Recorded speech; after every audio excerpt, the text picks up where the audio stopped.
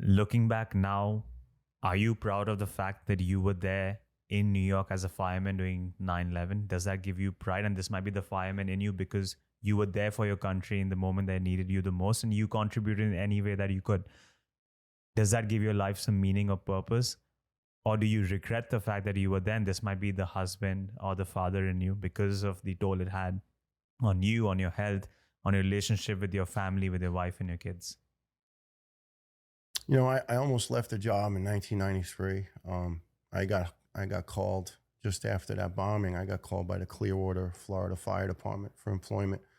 I was taking a test down there. A good friend of mine, Jimmy Carino, who's a New York guy but was a fireman down there. He set me up, and one of my other dear friends, Frank Salfelder, who was actually at the '93 bombing, we got hired together. And there's a picture of Frank at the first bombing, and he found some lady's prosthetic leg, but he couldn't find the lady, right? And Frank tragically died of cancer related to the job in 1995.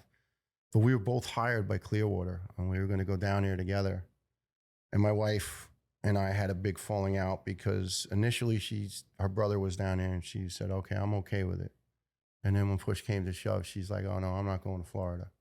And I was so mad because I like it down there. It's a different lifestyle, a little more laid back. The city, I don't know, maybe it was just after the bombing. I just had enough. I saw the writing on the wall, turned it down. And on August 24th of 2001, I was with Jimmy at the World Trade Center. And there's a picture of us with the towers, and Engine 10 and Ladder 10 had actually responded on an alarm. And Jimmy, the morning of 9/11, was showing those pictures to his crew in Clearwater. And he said, "Hey, you jokers, what would you do if you had a fire this high up?" And he's pointing it, the picture's pointing up to the roof of the Trade Center. 10 minutes later, one of the guys comes running out to the fire truck and he says, Jimmy, the World Trade Center's on fire. It's been crashed into. And he's like, "Come on, stop. Don't joke around like that." And he's like, "I'm not kidding." Jimmy went running in. Oh my God. He said to me months later, he said, "I thought you were gone. I was so angry that you didn't take the job in Clearwater. You would have been safe." And I said, Jim, if I took that job and wasn't there, knowing my friends were gone, I could not have lived with that. That would have pushed me over the edge because I would have felt like somehow I abandoned them, even though I didn't mean it that way. So I'm so proud. As you could see, I wear the gear. I'm my beloved ladder company that I learned to be a man and a father and a firefighter at. I worked with some of the greatest human beings you could ever imagine. Doesn't mean we're better than anybody, but we try to carry ourselves to a better level. And these men, they do. So I'm so proud to say to people, I was a New York City firefighter. Unfortunately, it was cut short by cancer. They didn't give me a choice but to retire. I begged the doctor that day, not the doctor who almost killed me, but another one. I begged her, "Please, ma'am, please." I cried my eyes out. "Please let me stay on the department. This is what I do."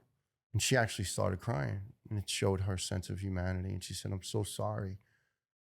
We can't let you back with a blood cancer, which is technically incurable." I mean, I look okay, I guess, today, right? I mean, I was usually red from the leukemia or whatever, but like, it's never going to go away. I always have the cells in my body, and it's almost like they're laying there like snipers in the grass. When are they going to jump up and start shooting? I don't know. I was on a couple relapses over the years, and then they just all of a sudden reverted. And then this past November, it looked like I was in full relapse, but it turned out to be vax injuries. So I take remission very seriously. I take it as such a sacred gift because my remission has run now 11 years. And like my doctor says, that's a really long time. They couldn't give me a time in the beginning.